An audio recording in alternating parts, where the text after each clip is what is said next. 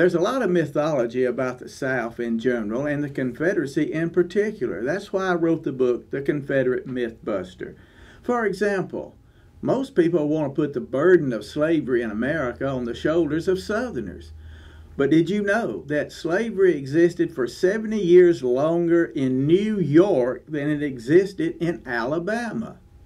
The first colony of these 13 colonies that made slavery legal by law was not South Carolina or Virginia, but Massachusetts. So you see, there is indeed a lot of questions that have not been answered correctly about the story of the South and American history and slavery and secession and a lot of other issues.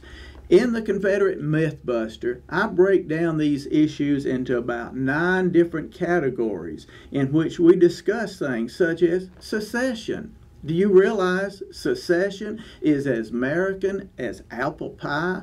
It's not an act of treason against the United States. It is a very American thing to do. As a matter of fact, if you would read the Declaration of Independence, you would clearly see that our founding fathers told us that any government that did not exist by the consent of the governed was an illegitimate government, and that we, the people, have the right to alter or abolish any government that we do not like. Patrick Henry, one of the most famous American patriots, told us that the first thing he had at heart, was American liberty. The second was American union, because Southerners and at one time all Americans understood that the Union existed to protect our liberty, that liberty comes first, that liberty must trump government every time. That's the uniqueness of America, and that is what we are discussing in the Confederate Mythbuster. Now, the Confederate Mythbuster came about because Ron, my twin brother, and I wrote a book entitled The South Was Right back in 1991. After the publication of that book, we have done numerous interviews, radio and TV. And in these interviews, we've had to answer some hard questions about the South. I've taken those questions and distilled them into 9 different topics in which this book covers, such as racism, slavery, the Constitution, Jefferson Davis, Abraham Lincoln. We're looking at all these different issues in question and answer format so that you will see the other side of the story. Remember, every fight that has ever been fought, there's always 2 sides to the story. Today in America, especially the politically correct environment we live in today, the Southern view of that war is never told.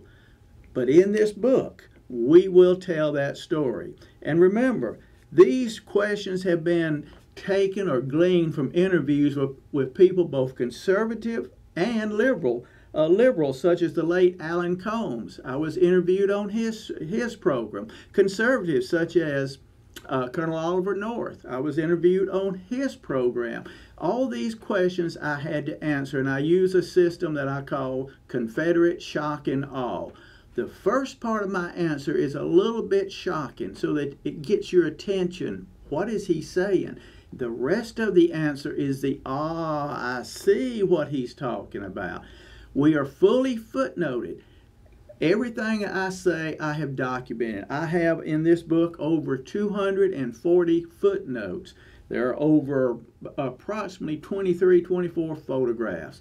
Take a look at this unique book, The Confederate Mythbuster, and see the other side of the story, the Southern side of the story of the War for Southern Independence. It has relevance to us today. The big government that we're dealing with today, the deep state that refuses to abide by the will of the people, all of this resulted as a result of the defeat of the South and the end of real states' rights. It is relevant today.